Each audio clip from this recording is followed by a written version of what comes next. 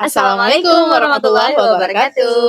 Aku Arum. Aku Tija. Dan kembali lagi di Mapan Podcast. Hari ini adalah hari kedua belajar jadi Muslimah. So, hari ini kita akan melanjutkan pembelajaran kita yang kedua, episode 2. Setelah kemarin kita bahas tentang luka pengasuhan.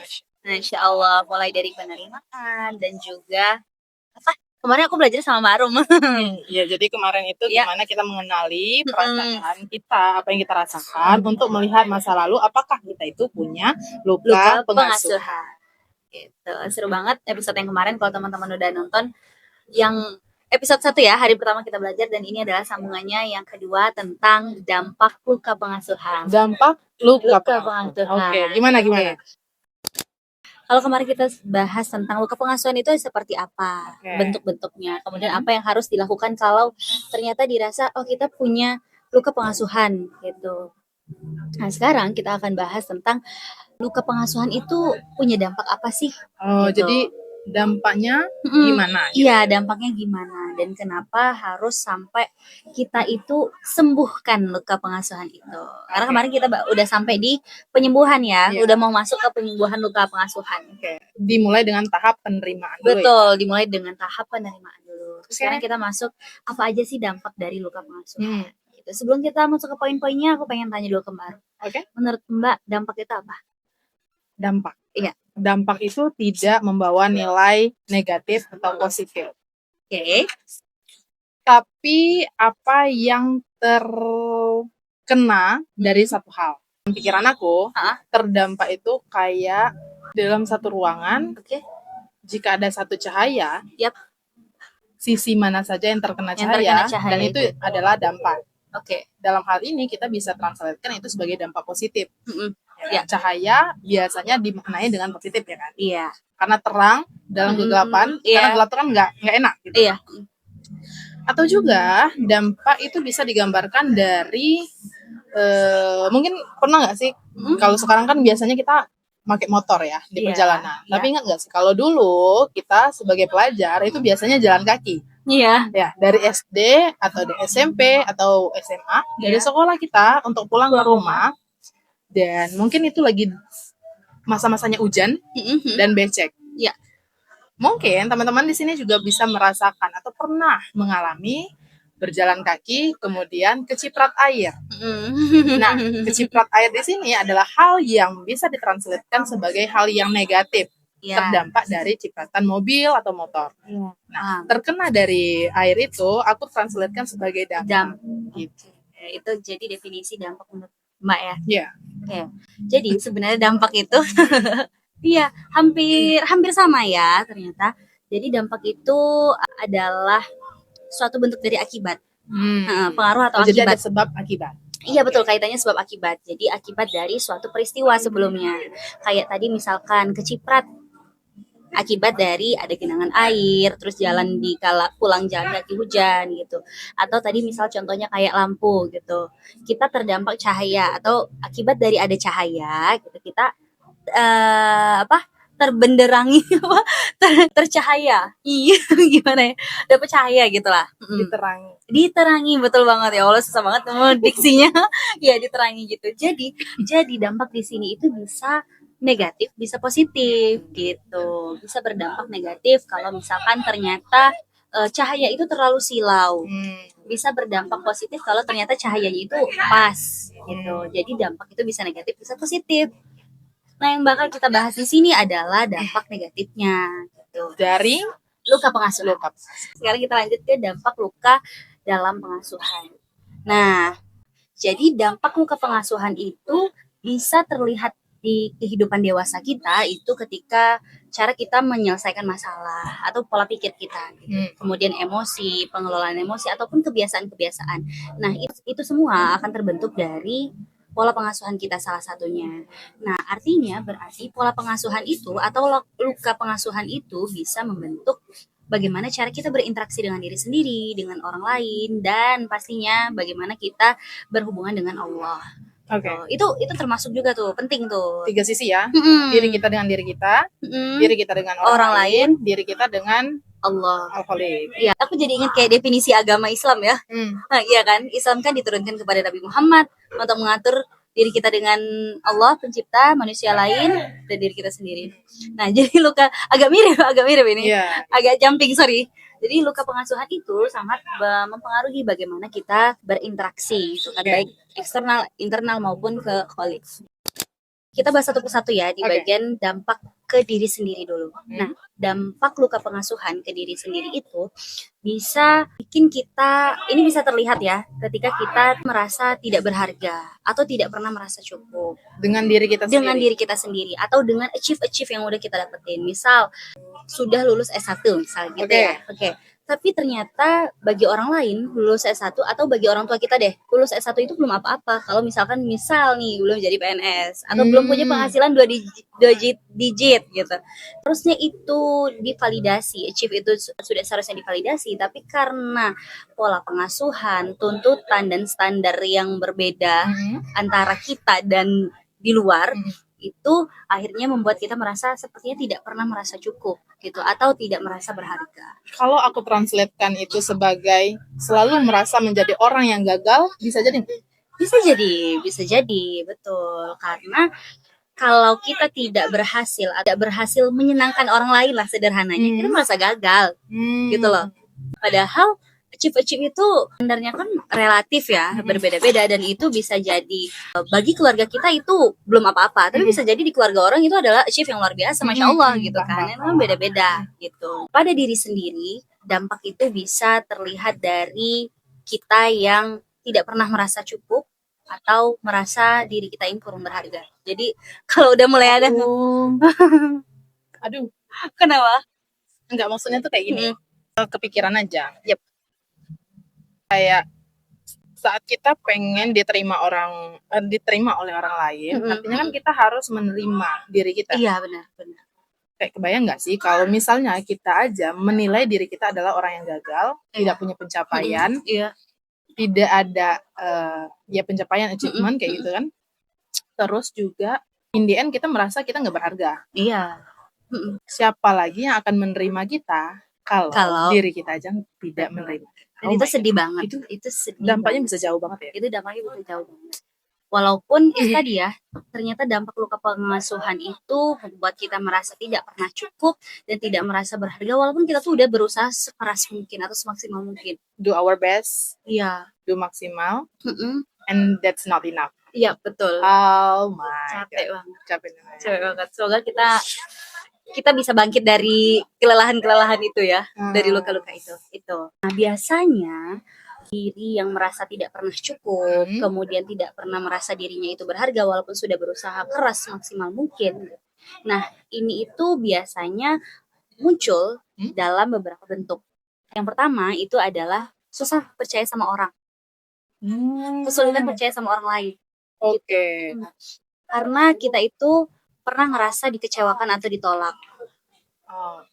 Jadi kayak kita kesulitan untuk percaya sama orang lain, ibarat udah skeptis duluan sama diri sendiri karena sering kali sebelumnya itu dikecewakan atau ditolak. I don't believe anybody else. Iya, betul. Sampai akhirnya ngerasa aku susah nih percaya sama orang, atau aku susah nih untuk menyampaikan apa yang aku mau ke orang ini. Gitu. Kebayang nggak? Kebayang. Wah. Terus yang kedua itu yang pertama, susah percaya sama orang lain karena sering dikecewakan atau ditolak. Kedua itu juga karena bisa dilihat dalam bentuk ketakutan berlebihan akan ditinggalkan sama seseorang atau kehilangan gitu. Itu kan kayak sekarang kan lagi booming-boomingnya anxiety kayak gitu kan. Kayak lagi marak banget nggak sih di kalangan anak-anak muda. Yang mereka tuh di society tuh anxiety kayak gitu. Iya. Wow. Dan kebanyakan juga aku nemuin anxiety itu terjadinya atau baru keluar ya bahasanya anxiety-nya itu ketika sudah di umur kita. Baru kelihatan. Salah satunya bisa jadi karena luka pengasuhan. Makanya ini tuh sangat amat krusial untuk dibahas luka pengasuhan ini. Karena sangat berpengaruh jangka panjang. Kayak kalau luka di fisik itu kan bisa kelihatan ya. Iya. Tapi kalau di mental, pikiran, nggak kelihatan. benar. Itu yang kedua ya, ketakutan berlebihan akan kehilangan atau ditinggalkan. Takut merasa Sendiri, betul. Nah, karena dia takut ngerasa sendiri ini tadi atau takut ngerasa kehilangan, ini masuk ketiga nih jadi bentuknya. Dia jadi people pleaser atau bahasa kita ya pleasing gitu. Oh, rentetan nggak sih? Iya, Kayak aku merasanya tuh kayak awal tadi dia nggak bisa nerima nih diri. Iya, Kemudian susah percaya. anxiety, takut, Iya. kemudian kayak gitu kan. Takut In the end, ditinggalkan. takut ditinggalkan. In the end, dia takut untuk mengemukakan apa yang dia rasakan, Iya, apa yang dia benar banget. pikirkan, karena takut ditolak lagi, Iya, ditinggalkan, dan and tidak feeling lonely, menyenangkan orang lain. dan tidak menyenangkan. Oh my God. Dan di kecenderungan people pleaser ini atau pleasing ini tadi, dia takut untuk mengecewakan orang lain tadi. Ya, karena hidupnya tuh dipenuhi dengan memenuhi ekspektasi-ekspektasi orang lain. Karena takut ditinggalkan, karena takut mengecewakan. Jadi dia berusaha untuk memenuhi semua keinginan di luar gitu. Tanpa memperhatikan, tanpa duduk diam, oke, Dija kamu maunya apa, kamu lukanya apa, kamu mau ngejalanin hidup dengan seperti apa. Dia nggak punya ruang untuk itu. Kalaupun ada ruang untuk berbicara dengan dirinya sendiri, pasti dia ngutamain ekspektasi orang-orang gitu. Atau kedua, dia bakal denial dengan keinginan dia. Iya, itu. Lama-lama bisa kehilangan diri sendiri nggak? Iya, benar banget. Sefatal itu. Sebahaya itu dampaknya. Oh my God. Oke. Terus yang terakhir itu dia menghindari konflik karena takut dilukai ataupun melukai. Jadi lebih ke ambil keputusan itu sesuai maunya orang lain. Demi ya udahlah daripada ribut ikutin aja. Padahal kemauan dia itu bertentangan. Tidak bisa membahasakan atau mengekspresikan emosi atau apa yang dia mau. Itu adalah bentuk tidak pernah merasa cukup dan tidak merasa diri itu berharga. Oke, yang keempat itu menghindari konflik ya. Iya. Padahal yang aku dapatin dari beberapa podcast, gitu, dari beberapa wejangan guru-guru. Iya. Padahal konflik itu equal sama kedekatan. Iya. Tanpa adanya konflik, kita itu tidak akan mengenal orang tersebut. Nah, karena kita bayangin aja, mana ada suami istri yang nggak punya konflik? Nggak mungkin, ya nggak mungkin kan? dong. Kalau aku memang belum kita lah belum berpasangan. Iya, betul banget. Tapi kan katanya nih, suami istri itu pasti punya konflik. Dengan melewati beberapa konflik, itu kan itu akan menjadi saling mengenal, in the end makin dekat, makin saling pengertian. Kebayang nggak sih kalau kita menghindari konflik untuk bisa melihatkan our true face? In the end kita bisa kehilangan identity kita. Kalau dalam beauty itu our bare face, gitu. Wajah asli. Iya. Iya, jadinya tuh makin lama makin orang tuh nggak kenal sama kita. Kayak pakai topeng terus bisa di ngertiin. Padahal bukan cuma salah orang yang tidak bisa ngertiin, tapi kita sendiri tidak mengekspresikan diri. Betul. Betul banget. Jadi coba sekarang dari 4 poin itu tadi kita nilai sendiri nih. Kita ada di tahap mana? Kita ada di poin mana? Apakah kita menghindari konflik? Apakah kita takut ditinggalkan? Apakah kita susah percaya sama orang lain? Gitu kan? Terus apakah kita ada kecenderungan untuk menjadi people pleaser? Tuh, cek tadi mana aja yang udah dicentang. Kalau nggak ada yang centang berarti selamat. Dan kalaupun ada yang dicentang, nggak apa-apa banget. Terima itu. Do our best to get healing. Betul, kita sama-sama belajar untuk menyembuhkan luka pengasuhan. It's okay, totally okay untuk pernah merasakan luka pengasuhan. Oke, apalagi nih, seru banget terus.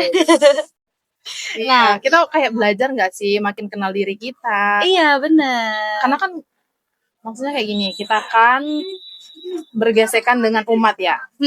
Kita ketemu sama orang lain, yang mana nggak selalu itu interaksinya tuh cerita bahagia, gitu kan. Ada yang datang ke kita itu membawa problem, which is no problem, which is good, karena kita adalah bagian dari solusi dong. Kan? Ketika kita kayak gini nih, kita belajar gini, kita kayak oh ternyata kayak gini ya. Berasa nggak sih? Berasa banget. Makin bisa mengenali diri sendiri dan hopefully itu bisa ngebantu untuk orang lain ya. Iya, benar. Back on topic. Dampak luka pengasuhan. Jadi, tanpa kita sadar, kita itu akan membawa pola pengasuhan yang sama ke dalam keluarga kita sendiri. ke keluarga kecil kita, ke keluarga kecil in kita. our future. Iya. Dan bisa jadi juga, ini juga poin ya, bisa jadi juga apa yang orang tua bawa ke kita ini adalah luka pengasuhan yang baru tadi. Orang tua kita mengalami luka pengasuhan di zaman dulu, di zaman mereka, dan kita adalah Kebayang dampaknya. gak sih? Iya. Kan pernah dengar tuh ya cerita ibu dulu nak, Sering banget. bapak dulu nak, Iya, gitu. di cabe, di setut, tau gak sih setut Apa ikat tuh? pinggang, Oh, penggaris, ngalamin juga sih kayak gitu. Kita nggak ngalamin, kita nggak ngalamin, tapi cerita itu ada. tapi cerita itu ada, betul. Dan itu bersyukur ya kita nggak mengalami itu karena orang tua kita juga belajar dari masa lalu. Iya. Imagine kalau orang tua kita tuh nggak belajar dari masa lalu. Tanpa sadar kita itu membawa pola pengasuhan itu ke generasi kita, ke keluarga kecil kita itu sendiri. Dan bisa jadi orang tua kita juga membawa itu ke kita. Dan juga kita mungkin ngerasa ini kan kita calon ibu ya, calon orang tua. Amin. Amin, amin ya, amin. Kadang kita ngerasa pendidikan yang keras itu adalah yang terbaik untuk anak-anak kita, supaya tidak merasakan seperti yang kita rasakan, atau sebaliknya kita terlalu memanjakan anak kita supaya anak kita nggak merasakan juga seperti yang kita rasakan. Mungkin pasti niat itu diawali dengan niat yang baik, tidak mau anak kita merasakan apa yang kita rasakan, which is artinya yang buruk ya, artinya yang buruk. Tapi ternyata pola-pola seperti ini itu yang kita rasa itu yang terbaik, itu belum tentu jadi sesuatu yang sehat gitu. Memanjakan anak, ternyata anak-anak menjadi anak yang sulit diatur, misal tidak menghargai orang lain, merasa semuanya tuh terpenuhi, gitu kan. Kemudian terlalu keras ke anak, yang kita harap anak itu menjadi disiplin dan tidak menjadi diri kita, ternyata anak kita menjadi anak yang tidak percaya diri, sulit tampil. Nah, jadi kadang kita calon orang tua ataupun yang sudah menjadi orang tua perlu kita kita pikirkan, kita kilas balik itu apa sih yang sudah kita lakukan dan akan kita lakukan ke anak itu, yang kita rasa dengan didikan yang keras atau didikan yang terlalu memanjakan ini yang terbaik atau tidak gitu. Karena itu semua tidak selalu baik atau tidak selalu sehat untuk pola pengasuhan anak kita. Apalagi dengan era yang berbeda lah. Iya, apalagi dengan era yang berbeda. Nah, kalau tadi kita bahas dampaknya ke diri sendiri, dan ternyata ini tuh ada juga hubungannya, dampaknya ke alkoholik. Alkoholik, betul. Jadi luka pengasuhan itu bisa berdampak ke hubungan kita area ke spiritualitas. Hidroksilagilah kita bakal ngaruh ya? Bakal ngaruh gitu. Gimana tuh? Karena pengalaman masa kecil itu bisa membentuk kita dalam bersikap, dalam penerimaan, tentang cinta, bisa jadi gitu kan. Jadi pola pengasuhan itu bisa mempengaruhi tadi ke diri sendiri, kemudian ke alkoholik gitu kan. Ini juga bisa membuat kita membangun persepsi tertentu tentang cinta, penerimaan, dan otoritas gitu, termasuk cara kita memandang Allah. Gitu. Nah, yang pertama dampaknya kepada hubungan kita kepada Allah. Kita merasa tidak pantas dicintai sama Allah. Gitu. Karena kita dulu terbiasa merasa tidak cukup baik gitu. Kayak belum apa-apa tuh kita tuh udah insecure duluan gitu loh, kayak aku pantas gak ya dicintai Allah? Aku pantas gak sih dapat ini dari Allah? Iya benar, aku pantas gak ya dapat apa, misalnya rezeki ini dari Allah, lingkungan yang sehat ini. Iya, lingkungan yang sehat ini gitu. Saking tidak fulfill ke dirinya, tidak menyatu ke dirinya sendiri, jadi kayak sampai ke meragukan Allah gitu. Meragukan apa yang udah Allah kasih. Alih-alih dia merasa bersyukur sudah diberikan tempat yang sehat. Allah, misal dia di kajian, tapi dia malah berpikir, kok bisa sih aku dapat ini kayak gitu ya? Lebih ke situ ya? Iya, jadi merasa tidak pantas dicintai sama Allah. Itu sedih banget kan, padahal kita kan selalu mengharap Allah itu cinta kita. Iya, jadi energinya tuh kayak mempertanyakan pantas nggak sih? Iya, itu berat banget. Ibarat kita ngerasa oke aja nih nggak dicintai manusia, tapi kalau nggak dicintai sama Allah tuh kayak aduh Allah, berat banget. Iya, itu yang pertama, dampaknya adalah merasa tidak pantas untuk dicintai sama Allah. Yang mana kita tahu Allah itu maha segala-galanya. Banget. Terus yang kedua, padahal kan kayak kita nggak boleh menyakiti orang lain. Iya, kita tidak menyakiti orang, tidak ada menyakiti orang lain. Iya, kita nggak bun-bun orang gitu kan. Mm-mm. Terus Iya. kita juga nggak Mm-mm. segila Firaun Mm-mm. gitu kan. Iya. Tapi kita merasa bahkan kita tuh tidak pantas Tidak dicintai. pantas untuk dicintai Allah. Ah, Itu yang pertama. Terus yang kedua, menurut aku ini juga parah sih. Kita itu kesulitan untuk berserah diri. Karena kita ngerasa, tau nggak apa? Karena kita ngerasa bisa nyelesain semuanya sendiri. Karena kita ngerasa bisa nyelesain semuanya sendiri. Jadi kayak semua itu bisa terjadi karena usahaku sendiri. Jadi kita kesulitan untuk berserah diri sama Allah, minta sama Allah gitu. tapi bukannya tadi kayak kita bakal ada rasa seperti tidak percaya dengan diri kita sendiri. Tapi kayak kontradiktif nggak sih? Kalau misalnya kita merasa apa yang kita dapat itu adalah hasil dari perjuangan kita ya. Bukan anugerah Allah kayak gitu ya. Tapi di sini ya, karena konteksnya kan dampak ke diri sendiri sama dampak hubungannya ke Allah. Oke. Kalau aku lihatnya gitu sih. Jadi karena kita ngerasa berusaha semaksimal mungkin untuk menyelesaikan semuanya sendiri, memenuhi harapan-harapan manusia, gitu kan, memenuhi standar hidup. Lebih ke tidak merasa Allah tuh membersamai. Iya, betul. Kita merasa Allah itu tidak membersamai kita. Jadi nggak ada berserah sama Allah, dan itu susah banget. Oke. Wow. Terus, iya, jadi kesulitan berdoa, berserah. Makanya kadangan tuh kalau orang punya luka pengasuhan itu ada juga tipikal, oke, alhamdulillah kalau misalkan dia kembalikan sama Allah ya. Kalau yang benar-benar sabar. Kalau yang benar-benar dia udah jauh dari keluarga, nggak memahami diri sendiri, sama Allah pun dia nggak percaya. Bayangin deh gimana hidupnya. Dia ngejalanin hidup sehari-hari itu gimana coba? Berat banget itu. Even kalau dia sholat 5 waktu pun, dia tidak ada kayak nggak ada pengharapan. Nggak ada pengharapan. Ya Allah. Al-Qunut, putus asa dari rahmat Allah. Terus yang terakhir ini, yang ketiga dampaknya atas hubungannya ke Allah itu adalah takut melihat Allah itu sebagai sosok yang menghukum. Jadi kita itu melihat Allah itu sebagai sosok yang menghukum. Jadi dalam artian negatif. Padahal kan Allah itu maha penyayang ya. Allah itu maha penerima taubat. Kemudian Allah itu selalu, pernah dengar nggak Ustadz siapa ya, Ustadz Hanan Ataki kalau nggak salah bilang ya, aku ingat di ceramahnya, kalau kita berdoa sama Allah, itu tuh Allah tuh udah ngejar balik kita gitu loh, ngejemput. Nah, di dampak ini si manusia ini merasa bahwa Allah itu adalah sosok yang penghukum gitu loh. Jadi dia mengartikan Allah itu dalam artian yang sangat menyeramkan. Allah itu jadi melihat pencipta itu hanya ada punishment aja ya? Iya, punishment aja. Dalam artian negatif ya, karena ada juga bentuk cinta karena takut. Oke. Jadi beda ya guys, hati-hati. Mungkin bakal dibahas di episode lain gitu. Jadi dia takut melihat Allah itu sebagai sosok yang penghukum. Padahal Allah itu adalah maha penyayang. Oke. Nah, Allah itu kan maha penyayang. Kemudian Allah juga selalu membuka pintunya bagi siapa saja yang ingin pulang. Dan Allah itu tidak melihat masa lalu kita. Tapi Allah itu... Tunggu dulu. Artinya, untuk konteks hidroksilabila, orang tersebut, kalau punya luka masa lalu, pengasuhan, akan ada perasaan seperti aula itu bukan tempat kembali, tempat pulang tadi. Curhat aja enggak, apalagi tempat pulang. Gitu. Oke. Padahal Allah itu enggak pernah melihat masa lalu kita. Tapi Allah itu lihat gimana usaha kita untuk berubah dan bertumbuh.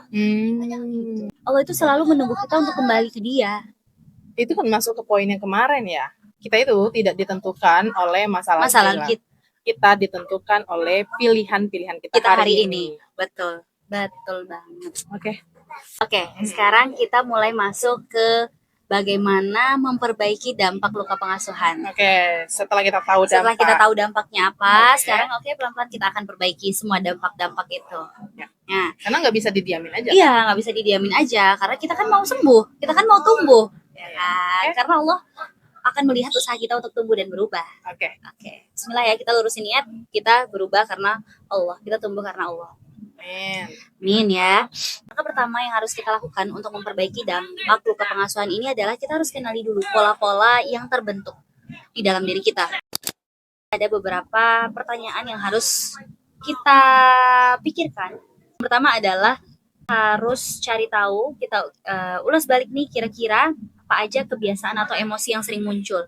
Kita sering ngerasa sedih atau kita gampang marah nggak sih? Gitu. Atau kita gampang ngerasa murung atau kita nih gampang tersinggung gitu kan, bisa jadi di situ ada, atau bahkan kita nggak ngerti kita lagi ngerasain apa. Iya, atau kita nggak ngerti ngerasain apa gitu. Oh, itu lebih berat sih. Iya, mati rasa. Oh my God. Itu bahaya banget. Oke. Nah, jadi kita harus kenali dulu kita ini kebiasaan kita seperti apa atau emosi yang sering muncul itu seperti apa. Itu yang pertama, untuk mengetahui pola-pola yang terbentuk dalam kehidupan kita. Terus yang kedua, kita sering ngerasa aman atau nggak aman nih. Kita sering ngerasa secure atau tidak nih. Dengan apa itu? Dengan apa ya? Dengan misalkan dengan keputusan-keputusan kita atau keputusan-keputusan orang lain tentang hidup kita. Ini kita udah ngerasa, oke, aku bisa terima, atau dalam hati kita nih membantah. Nah, itu bisa bentuk dari kita sering ngerasa aman atau nggak aman. Tuh. Yang ketiga itu gimana cara kita bereaksi ketika menghadapi konflik atau menyelesaikan suatu masalah atau ketika menghadapi sebuah kegagalan. Apakah kita pribadi yang ketika menghadapi suatu konflik kita akan survive atau kita akan berlarut-larut di dalam konflik itu tanpa ada sebuah penyelesaian, atau ketika kita menghadapi sebuah kegagalan kita menjadi orang yang semakin terpuruk karena sebuah kegagalan itu, ataukah ngerasa ini potensi bahwa aku harus berjuang lebih nih. Paham. Gitu. Jadi kalau kita sudah mulai menyadari ketiga pola itu tadi yang sudah terbentuk di dalam kehidupan kita ngerasa emosi kita itu seperti apa yang sering muncul, kemudian kita sering ngerasa aman atau kita sering ngerasa cukup atau tidak cukup gitu kan untuk diri kita sendiri gitu, atau juga kita sudah gimana kita bereaksi terhadap sebuah konflik atau ketika dihadapi dengan sebuah benturan di dalam hidup kita, gimana kegagalan atau kegagalan itu gimana respon kita. Setelah kita tahu tentang pola-pola itu gitu kan, kita udah mulai, oh ternyata aku selama ini aku gampang nangis atau aku gampang tersinggung gitu kan, atau aku kayaknya selalu ngerasa nggak cukup deh sama achieve yang udah aku dapet gitu, atau aku ngerasa kayaknya setiap kali aku gagal aku selalu menyalahkan diriku sendiri atau menyalahkan orang lain dan lain sebagainya gitu kan. Jadi kita hari ini udah jauh ngebahas tentang dampak luka pengasuhan, dari mulai pengertian dampak itu seperti apa, kemudian apa aja bentuk dampak luka pengasuhan, ciri-cirinya seperti apa, dan salah satu langkah awal yang harus kita lakukan untuk memperbaiki dampak luka pengasuhan itu seperti apa gitu. Seru banget. Dan aku mau tanya baru gimana? Mind blowing. Tapi itu belum selesai loh tentang dampak luka pengasuhan, bakal kita lanjutin lagi nanti. Lebih ke kalau kalian penasaran lengkapnya bisa banget ya di link deskripsi kita. Betul. Karena situ bener-bener selengkap itu. Kita udah siapin ebook terbaik dari Kak Iqmal Hanifah. Cek. Oke. Itu closing statement sih dari aku. Oke, kita bakal lanjut lagi di belajar hari ketiga, belajar jadi muslimah. See you. Thank you. Assalamualaikum warahmatullahi wabarakatuh.